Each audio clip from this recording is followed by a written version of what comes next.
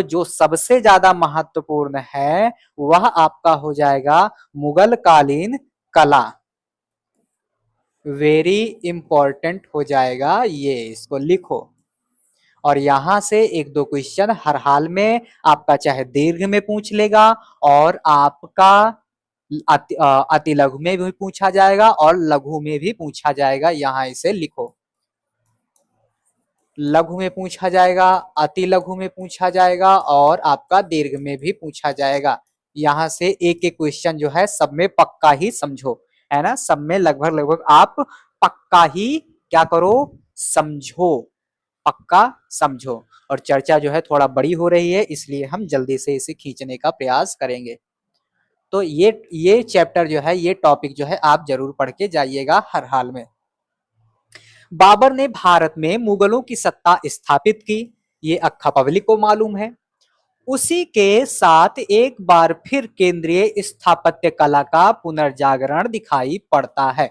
यानी कि उसी के साथ जो है क्या हुआ, जो कला है उसका पुनर्जागरण यानी कि फिर से जागना दिखाई पड़ता है। इतना ही नहीं, एक विशेष शैली का भी विकास हुआ। यह ना कि नई शुरुआत हो जाए, ओकरे साथे जो ना है बहुत का होता है, नई शैली के भी विकास भवा। समझ में आवत यह बात? हाँ, आवत हुआ, जिसे विद्वानों ने मुगल स्थापत्य शैली, इंडो पार्सियन स्थापत्य कला शैली तथा इंडो सार्सेनिक स्थापत्य कला शैली की संज्ञा से विभूषित किया। मुगल स्थापत्य शैली, इनकी शैली कैसी हुई भैया? मुगल स्थापत्य शैली कहा लाई, मुगल स्थापत्य शैली कहलाई। इसी को आप कह सकते हो इंडो पर्सियन, इंडो पर्सियन स्थापत्य कला शैली। इतनी बात समझ में आई? तो ये आपको याद रखना है, जो जो बिंदु हाईलाइट कर रहा हूं। बाबर के आगमन से भारत का सांस्कृतिक संबंध मध्य एशिया से पुनः स्थापित हो गया। और देखोगे आप उसका जहांगीर था कि शाहजहां था, ऐसे कुछ करके जो है क्वेश्चन आपसे पूछा गया था कि उसका जो है इससे मध्य एशिया से संबंध बताओ। शायद शाहजहां का पूछा था पहले पेपर में, है ना। तो देखो ये सारी चीजें देख सकते हो। अगर ये वाली पीडीएफ आपने अच्छे से पढ़ा होता तो यही वाली चर्चा वहां भी लिख देता, मजा आ जाता।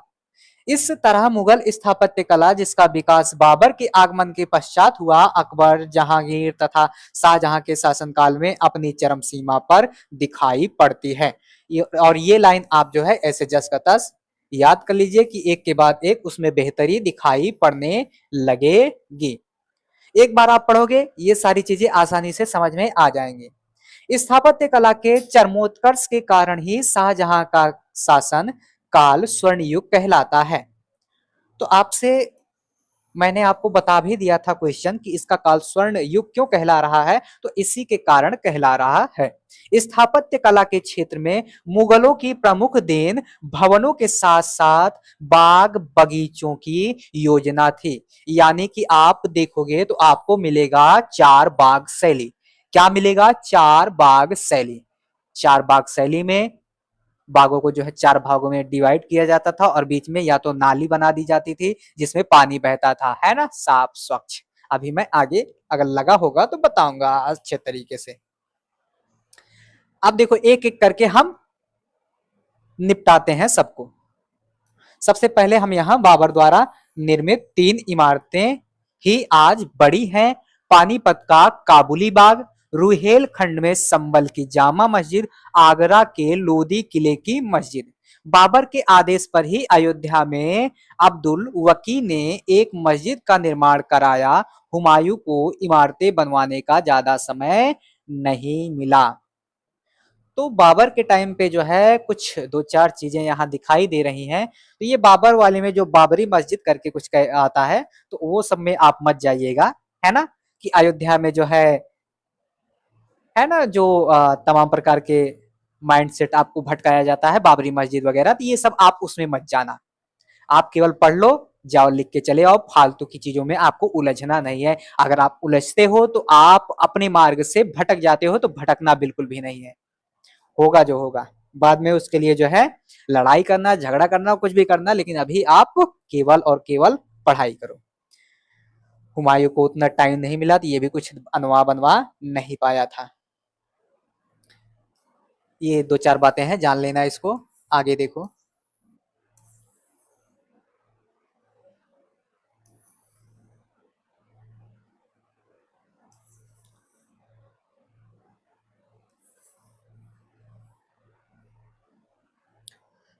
आगे महत्वपूर्ण जो है अकबर से स्टार्ट होगा। मिल सका, उसने फतेहपुर की विशाल मस्जिद तथा दिल्ली का दीन पनाह महल बनवाया। तो ये दीन पनाह महल जो है, और यही जो है सीढ़ियों से गिरकर ये चला भी जाता है, ये बातें आपको पता ही होगी, तो ये बनवा रहा है। उसने आगरा और हिसार के फतेहाबाद नगर में दो मस्जिदें बनवाई, पर वो अब खंडहर हो गई, इसकी कोई विशेषता दिखाई नहीं पड़ती। हिंदू मुस्लिम स्थापत्य कला का सबसे सर्वश्रेष्ठ नमूना शेर शाह का मकबरा है।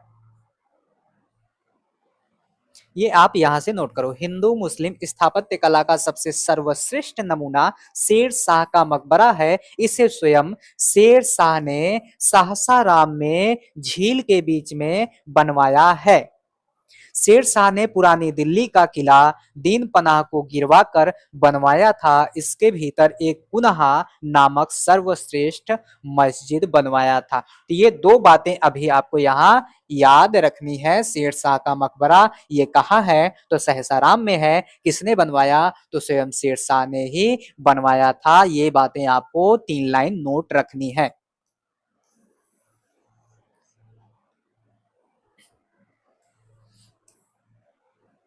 आगे देखो, अकबर के टाइम पे बाबर हो गया, हुमायूं हो गया और शेरशाह हो गया। इन तीनों को हमने निपटा दिया। अब जो आपकी चर्चा आएगी ये बेहद महत्वपूर्ण होगी, और ये चर्चा जो है आपकी जहांगीर तक महत्वपूर्ण ही सिद्ध होगी। अकबर के समय में स्थापत्य कला का क्या हुआ, व्यापक प्रसार हुआ, यानी कि बहुत ज्यादा बढ़ा, बहुत ज्यादा बढ़ा। इसने बड़े पैमाने पर सुंदर इमारतें बनवाई। अबुल फजल लिखता है कि सम्राट सुंदर इमारतों की योजना बनाता है और अपने मस्तिष्क एवं हृदय के विचारों को पत्थर और गारे का रूप देता है। यानी कि ये इसका क्या कर रहा है, प्रशंसा कर रहा है। और कुछ इतिहासकार इसे इसीलिए कहते हैं कि अबुल फजल जो है अकबर का चापलूस था। तो भैया ये बड़ा चढ़ा के तो बताएगा ही। अकबर के समय की सर्वप्रथम इमारत हुमायूं का मकबरा है। यह हाजी बेगम के देखरेख में बना था। किसके देखरेख में बना था, हाजी बेगम के देखरेख में बना था। इसका प्रधान कारीगर मीरक मिर्जा गयास ईरानी था। हुमायूं का मकबरा जो है आपका महत्वपूर्ण हो जाएगा। मान लीजिए आपके पेपर में दे दिया गया लिख के हुमायूं का मकबरा, तो आपको ये बातें लिख के आनी है। यही कारण है कि इस मकबरे की शैली ईरानी है। मिर्जा गयास ईरानी, अब ये ईरानी है तो इसकी शैली क्या हो जाएगी, ईरानी हो जाएगी। ऑटोमेटिक बात समझ लो। अकबर ने कई दुर्गों का निर्माण कराया, जिसमें 8 वर्षों के सतत प्रयास से आगरा का किला बनाया। इसका प्रधान कारीगर कासिम खां था। आगरा के किलों में जो पश्चिमी प्रवेश द्वार है उसे दिल्ली दरवाजा कहा जाता है। आगरा का किला जो है अकबर ने बनवाया, इसे क्या कहा जाता है, दिल्ली का दरवाजा कहा जाता है। ये जो और बात सेंटेंस छूटा है उसको आप देख लेना। पर्सी ब्राउन इस किले के बारे में कहते हैं कि निसंदेह भारत का सबसे अधिक सर्वश्रेष्ठ दरवाजा हाथी पोल इसी में था। आगरा के किले में ही अमर सिंह दरवाजा भी है। अकबर द्वारा आगरा के किले में निर्मित भवनों में अब थोड़े ही शेष बचे हैं, उसमें भी जहांगीर महल तथा अकबरी महल विशेष उल्लेखनीय है। और इन आगरों के किलों में आप देखोगे जहांगीरी महल है ना, अकबरी महल है, ये विशेष उल्लेखनीय है। अब देखो अकबर ने जो किले वगैरह का निर्माण किया या स्थापत्य काम करवाया, उसमें जो है किन चीजों का प्रयोग किया, तो अकबर ने लाल पत्थर से एक और किला लाहौर का किला बनवाया। तो लाहौर का किला भी बनवा रहा है। लाहौर के किले में अनेक महलों का निर्माण करवाया था। इसमें पशु पक्षियों की आकृतियां भी बनाई गई थी। शायद भारतीय शिल्पकारों के भाग लेने का यह परिचायक था। 1583 में अकबर ने इलाहाबाद के किले का निर्माण करवाया था। इलाहाबाद का किला, यहाँ मैं गया हूँ। इलाहाबाद का जो किला है यहाँ मैं गया हूँ और काफी बेहतरीन तरीके से चीजों को बनाया गया है। देख के आया हूं मैं, बहुत अच्छा लगा मुझे जब मैं गया। तो यह गंगा तथा यमुना के संगम पर स्थित है और जो जो हमारे प्रयागराज गए होंगे विद्यार्थी वो उनको अच्छी तरह से ये पता होगा। वहां जो है पातालपुरी वगैरह है, जहां ऐसा कहा जाता है कि जो उनकी पत्नी थी जोधाबाई, उनके टाइम पर यानी कि अकबर के टाइम की वो मूर्तियां जो अभी इस समय है वो लगी हुई हैं। तो मैं गया था, देखा था, अच्छा लगा था। किले के अंदर के भवनों में जनाना महल आज भी सुरक्षित है। अच्छा होगा भाई जनाना महल, हमने तो नहीं देखा क्योंकि वहां जो है अंदर जाने की इजाजत नहीं दे रहे थे। वहां फोटो खींचने की भी इजाजत नहीं थी, लेकिन हम लोग जो है बिना डरे फोटो खींच रहे थे। अकबर ने साम्राज्य की सीमाओं की सुरक्षा के वास्ते अटक का किला बनवाया। अटक का किला ध्वंसा शेष स्थित में है। फतेहपुर सीकरी, फतेहपुर सीकरी जो है आपका महत्वपूर्ण हो जाता है। फतेहपुर सीकरी, फतेहपुर सीकरी अकबर की सबसे महत्वपूर्ण योजना फतेहपुर सीकरी का नगर बसाना था। उसने इसको 1572 में गुजरात विजय के बाद बनवाया। वैसे तो इसका नाम फतेहाबाद था, लेकिन आम जनता इसे फतेहपुर सीकरी कहने लगी। अकबर के सर्वश्रेष्ठ इमारतें फतेहपुर सीकरी में बनवाया, जिसमें जोधाबाई का महल। ये फतेहपुर सीकरी में क्या क्या है ये आपको जानना है। दीने आम, दीने आम नहीं, दीवाने आम, दीवाने खास, बीरबल का महल, पंचमहल, जामा मस्जिद, बुलंद दरवाजा आदि। इसमें पंचमहल बुद्ध मंदिर जैसा बना है। जो पंचमहल है वो बुद्ध मंदिर जैसा बना हुआ है। तो फतेहपुर सीकरी के अंतर्गत कौन कौन सी इमारतें हैं ये भी आपके लिए महत्वपूर्ण हो जाती है। बाकी अगर अकबर वाले में आपको काफी कुछ पता होगा, है ना, आपको काफी कुछ पता होगा क्योंकि अकबर को आपने बहुत बार बहुत जगहों पर क्या किया होगा, पढ़ा होगा। आगे देखो, फर्सी ब्राउन ने तुर्की सुल्ताना की कोठी के बारे में कहा कि यह एक कलात्मक रत्न है। जोधाबाई का महल फतेहाबाद के आवास गृहों में सबसे बड़ा है और पूर्णतः इसकी बनावट और उसकी रचना हिंदू है। मरियम की कोठी ईरानी शैली में बनाया गया है। फतेहाबाद की जामा मस्जिद की दक्षिण दीवार में बना हुआ बुलंद दरवाजा भारत का सबसे शानदार और सबसे ऊंचा प्रवेश द्वार है। तो बुलंद दरवाजा के बारे में ये लाइन आप याद कर लो। मान लीजिए आपसे जो छोटू वाला क्वेश्चन पूछता है उसमें दे दिया बुलंद दरवाजा, उसमें दे दिया फतेहपुर सीकरी, तो वही सारी बातें जो पीछे बताई और ये जो बता रहा हूँ चिपका के चले आना कि बाबू हम तुमसे ज्यादा चालाक हैं, हम थोड़ा थोड़ा पढ़ते हैं लेकिन मसाला लगा के बहुत कुछ लिख देते हैं। अब आगे देखो, आगे इसका अग्रभाग ईरानी शैली वगैरह वगैरह वगैरह, ये सब सारी चीजें आप खुद पढ़िएगा, ठीक है। ये और सारी चीजें आप क्या करना, खुद पढ़ना।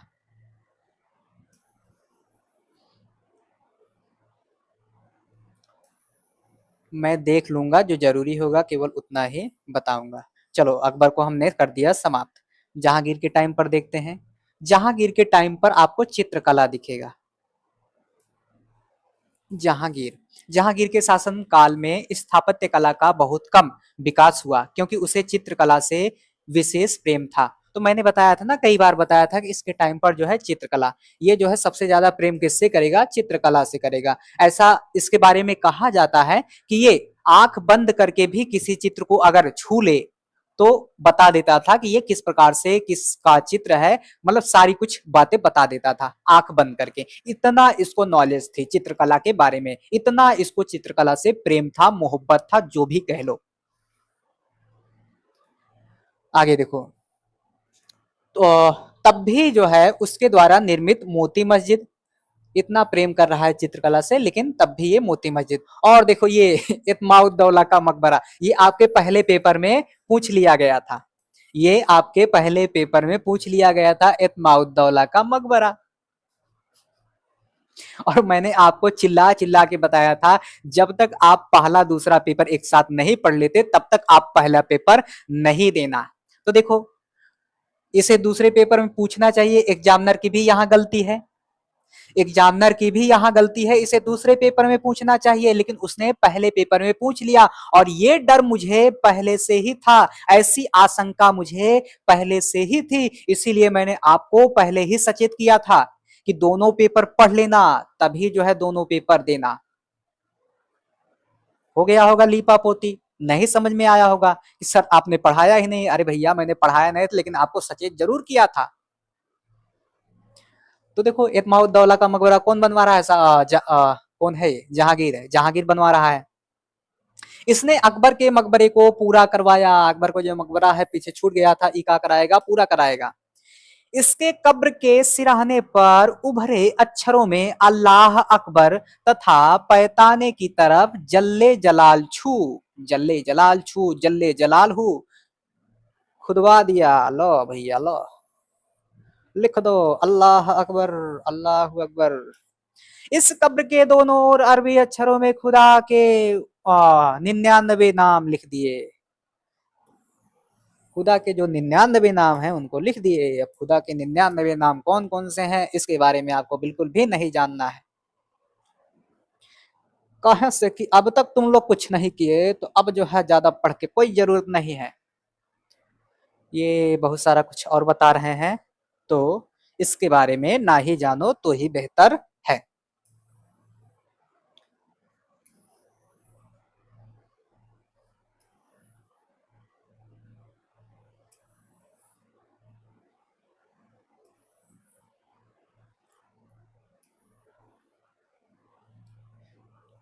मैं बार बार यही कह रहा हूं कि जो हाईलाइट कर रहा हूं केवल उन्हीं बिंदुओं को आपको जानना है, बाकी बातों से कोई भी मतलब आपका कोई भी लेना देना नहीं होना चाहिए। ही मरियम उजमानी का मकबरा बना।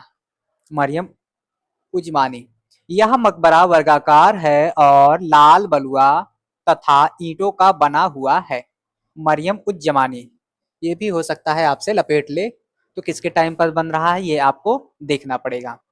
वर्गाकार, इसी के समय इत्माउद्दौला का मकबरा बना, जिसको अकबर और शाहजहां की शैलियों को जोड़ने वाली कड़ी माना जाता है। इत्माउद्दौला का मकबरा देख लो भैया, जिन्होंने दूसरा पेपर भी पढ़ा होगा और तब जाके पेपर दिया होगा, वो शानदार करके आए होंगे, तबाही मचा दिया होगा उन्होंने। इसे नूरजहां ने 1626 में बनवाया था। इत्माउद्दौला का मकबरा बन तो किसके टाइम पे रहा है और बनवा कौन रहा है ये आप देखे रहो। यह 2 मंजिला है। यह मकबरा मुगल काल की पूर्ण संगमरमर से बनी पहली इमारत है। अब देख लो भैया, जिन्होंने दूसरा पेपर पढ़ा होगा वो तो शानदार करे होंगे, और जिन्होंने नहीं पढ़ा होगा आप पछताएंगे कि हाय राम काश सर जी का बात हम मान लिए होते तो आज हमारा 2-3 नंबर और बन गया होता, है ना? यही तो होगा। इसमें सर्वप्रथम पित्राद्युरा का प्रयोग मिलता है। अरे भैया, इतना महत्वपूर्ण जब फैक्ट है तो ये काहे ना पूछे एग्जामिनर, एग्जामिनर को सब्र ना रहा होगा। इतनी महत्वपूर्ण चर्चा है, इतनी महत्वपूर्ण इमारत है, इतनी महत्वपूर्ण मकबरा है, ये एग्जामिनर से रहा ही नहीं गया। दूसरे पेपर में पूछना था, पहले ही में पूछ लिया। इसके अलावा शाहदरा में स्थित जहांगीर का मकबरा, अब्दुल रहीम खान खाना का मकबरा, अनारकली का मकबरा भी जहांगीर के समय में ही बनवाया गया था। ये देखो भैया, जहांगीर के टाइम पर ही, भले ही दूसरा कोई बनवा रहा है लेकिन बन तो जहांगीरवा के टाइम पर ही है। तो देखो, शाहदरा में स्थित, शाहदरा में स्थित जहांगीर का मकबरा, अब्दुल रहीम खान खाना का मकबरा, अनारकली का मकबरा। अनारकली, अनारकली को जानते हो ना? अनारकली जो डिस्को जाती है ना, ऐसे कुछ करके गाना एक बनाया गया है। और एक ठो बहुत मुगले आजम करके फिल्म है ना, उसको जो है उसमें दिखाया गया है कि अकबर दीवार में नहीं चुनवाता, एक गुप्त रास्ते के माध्यम से अनारकली को बाहर भिजवा देता है। तो होगा कुछ भाई, मुझे इतना नहीं पता है, हालांकि मैं जानूंगा कभी। तो आप सभी को भी बताऊंगा, क्योंकि भाई हम कितना भी पढ़ लिख लें, सर्वज्ञ तो कोई भी नहीं हो सकता, है ना। लेकिन हाँ, विशेषज्ञ भले हो सकते हैं। तो हो गया, शाहजहां के समय मुगल स्थापत्य कला अपने उच्चतम शिखर पर पहुंच गई, जिसके कारण उसका काल स्थापत्य कला का स्वर्ण युग कहा जाता था। ये बात हम कम से कम 20-25 बार पढ़ चुके, पढ़ पढ़ के हम ऊब गए होंगे, लेकिन तब भी अगर आपको ना याद हुआ हो, तब भी आपको कोई भी दिक्कत नहीं लेना चाहिए, कोई भी टेंशन नहीं लेना चाहिए। प्रभु का नाम लेना चाहिए और उसी प्रभु के नाम के सहारे आपको जो है जंग के मैदान में कूद जाना चाहिए। इसके समय आगरा के किले में इमारतों का निर्माण कराया गया। आगरा के किले में कौन कौन सा जो है इसने बनवाया, तो भैया मोती वाली मस्जिद, मुसम्मन बुर्ज, दौलत खां ये खास, दीवाने खास, दीवाने आम, ये तो आप अकबर वाले में भी देखोगे, आदि विशेष उल्लेखनीय इमारतें हैं। इसमें मोती मस्जिद सर्वाधिक सुंदर है। मोती मस्जिद हमने लिख दिया। इसमें मोती मस्जिद सर्वाधिक सुंदर है। उसने दिल्ली में शाहजहानाबाद नगर की नींव रखा। तो ये लोग कुछ नगर भी बसा रहे हैं, ये भी आपके लिए जरूरी हो जाता है। आपसे मान लीजिए दे दिया गया वहां शाहजहानाबाद, तो आप जो है चिपका के चले आना, यही सारी बात।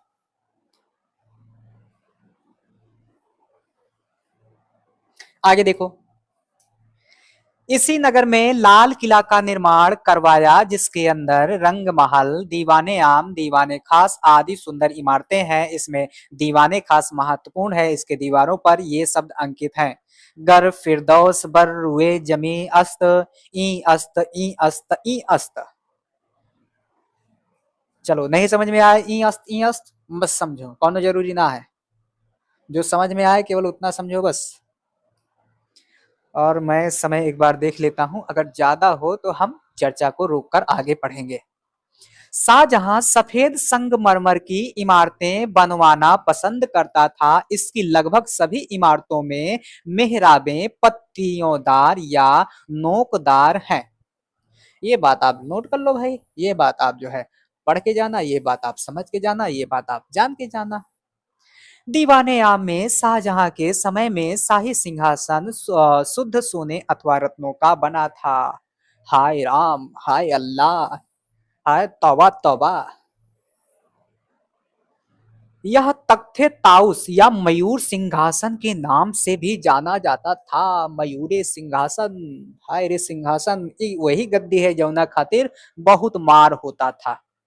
या बेबा दल खां की देखरेख में बना था। मुसम्मन बुर्ज से हरम की स्त्रियां नीचे खुले मैदान में होने वाली पशु युद्धों को देखा करती थी। शाहजहां ने इसी इमारत में अपने प्राण त्याग दिए थे। हाय राम। ये जो मुसम्मन बुर्ज है ना, मुसम्मन बुर्ज में जो है ये क्या कर रहा है, हाँ मुसम्मन बुर्ज बुर्ज ही तो दिखा रहा है। इसी में काकिया प्राण त्याग रहा है, त्यागने दो इसको प्राण। आगे देखो, शाहजहां के महत्वपूर्ण इमारतों में ताजमहल का स्थान जो है सर्वोत्कृष्ट है। और ताजमहल के बारे में जैसे ही बात आए आप जो है खूब बढ़ चढ़ के लिखिएगा। इसे शाहजहां ने अपनी सर्वाधिक प्रिय बेगम अर्जुमंद बानो बेगम के मकबरे के रूप में बनवाया था। इसी पर देखो एक शायरी है कि इठो अपने बाबू से कहता है कि बाबू हम तुम्हारे खातिर ताजमहल बनवाएंगे। तो हाँ भैया बनवाओ, जरूर बनवाओ, ताजमहल का है, तुम उससे भी बड़ा कुछ बनवाओ। लेकिन शाहजहां ने मुमताज को मुर्दा दफनाया था, लेकिन तुम जिंदा दफनाना, ठीक है। आगे देखो, इसे ही मुमताज महल की पदवी मिली थी। यह नूरजहां की भतीजी नूरजहां की भतीजी किया था, क्या किया था, ओ नूरजहां की भतीजी थी। इसे ही मुमताज महल की पदवी मिली, यह नूरजहां की भतीजी थी। यानी कि अर्जुमंद बानो बेगम जो है ये नूरजहां की क्या थी, भतीजी थी। वाह भाई।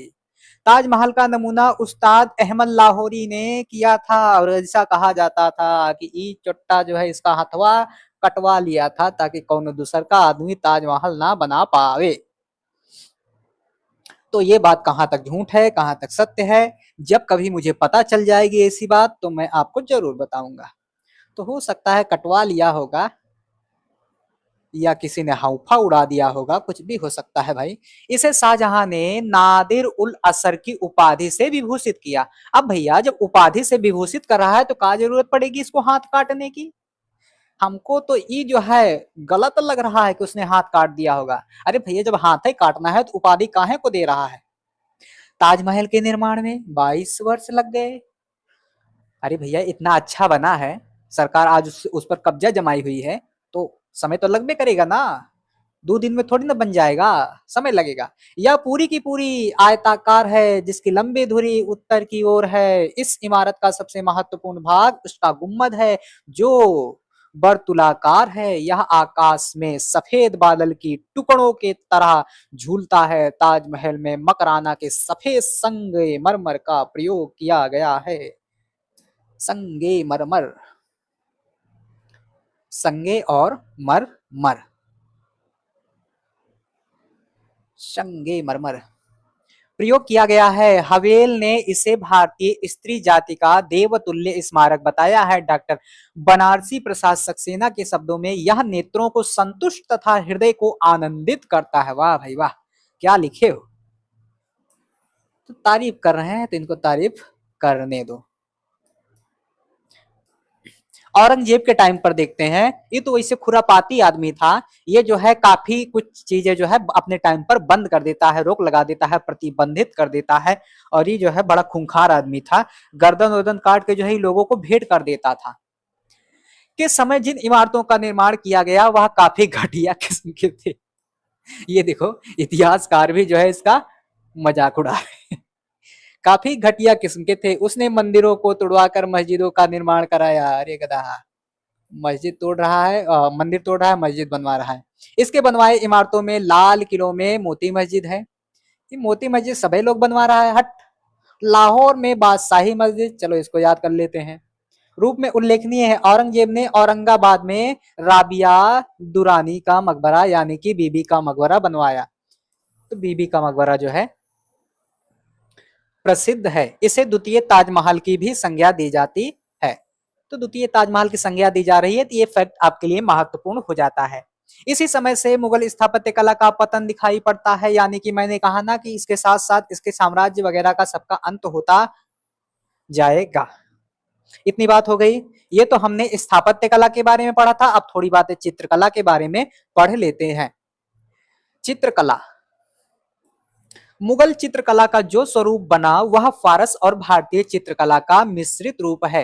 प्रारंभ में मुगल चित्रकला शैली पर फारस का प्रभाव था, लेकिन धीरे धीरे इस पर राष्ट्रीयता की छाप पड़ने लगी और इसने पूर्ण रूपेण राष्ट्रीय स्वरूप प्राप्त कर लिया। यानी कि पहले इसका प्रभाव जो है फारस और भारतीय चित्रकला का मिश्रित रूप था, लेकिन धीरे धीरे इसने क्या कर लिया, राष्ट्रीय यानी कि भारतीय रूप धारण कर लिया। इस काल में चित्रकला की अत्यधिक प्रगति दिखाई पड़ती है।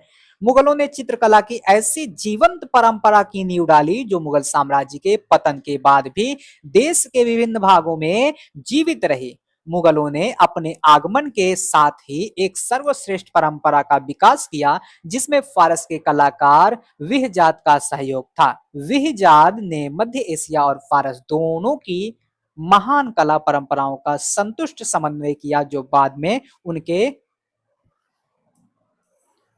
शिष्यों द्वारा भारत लाई गई। और मैंने जब आपको बाबर पढ़ाया था तो बाबर में 2-3 चित्रकारों के बारे में आपको बताया भी था। आपने अगर चर्चा को अच्छे से देखा होगा तो आपको पता होगा। बाबर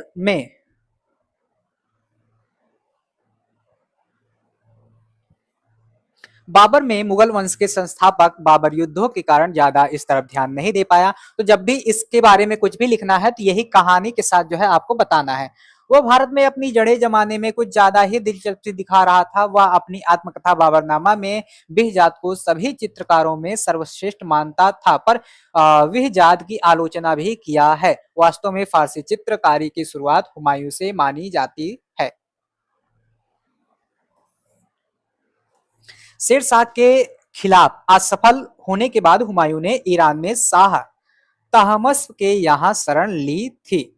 शाह के दरबार में उच्च कोटि के चित्रकार एकत्रित थे, जिनमें विहजाद के शिष्य मंसूर तथा उसके पुत्र मीर सैयद अली थे। तो शेरशाह सूरी के टाइम पर आप देखोगे तो मंसूर आपको दिखेंगे, है ना, मंसूर जी, और आपको मीर सैयद अली दिखेंगे। तो ये दो नाम आपको याद रखना है, और बाकी चित्रकला पर कहानी आपको पता ही है।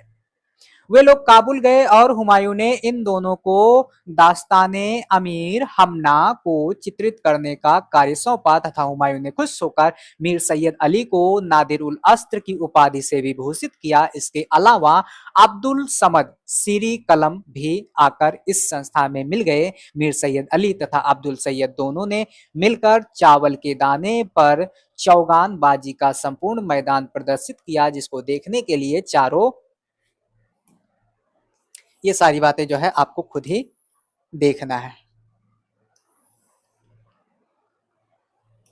ये सारी बातें क्या करना है, आपको खुद ही देखना है। ये तो हो गई हुमायूं वगैरह से। अब देखो अकबर को हम देखते हैं। अकबर ने चित्रकला को एक राजसी कारखाने के रूप में गठित किया। अकबर के समय नियुक्त कलाकारों में दसावन, बसावन, केशव, लाल मुकुंद, मधु, जगन महेश। तो दसावन का नाम आप याद रखना, बसावन का नाम आप याद रखना। ये दो नाम आपको याद होने चाहिए हर हाल में, कि अकबर के टाइम पे जो चित्रकार थे वो कौन कौन से थे, दसावन, बसावन, और केशव भी आप लिख लेना। लेकिन ये दोनों आपको दसावन बसावन याद होना चाहिए। तारा, संबल और राम के नाम उल्लेखनीय है। इन हिंदू कलाकारों ने फारसी तकनीक में भी ऐसी निपुणता प्राप्त कर ली थी कि इन्हें फारसी के प्रसिद्ध कवि निजामी की साहित्यिक रचनाओं के लिए भी चित्र तैयार करने का काम सौंपा गया। सबसे महत्वपूर्ण ऐतिहासिक पुस्तक अकबरनामा को सचित्र बनाने में कई कलाकारों ने भाग लिया था।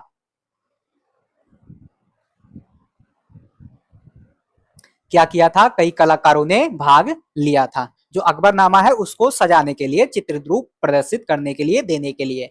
इनमें अकबर के समकालीन बसावन, मुस्किन, लाल, गेसु वगैरह वगैरह तमाम नाम है। ये सारा कुछ देखिएगा भैया। आगे देखिए, लगभग 1605 में भारत फारसी लघु चित्रों का युग समाप्त हो गया। बाद की चित्रकारी के लिए मुगल चित्रकला का नाम देना ही अधिक उपयुक्त होगा। अकबर को चित्रकला के प्रति विशेष रुचि थी। चित्रकला के लिए अकबरों को रुचि थी।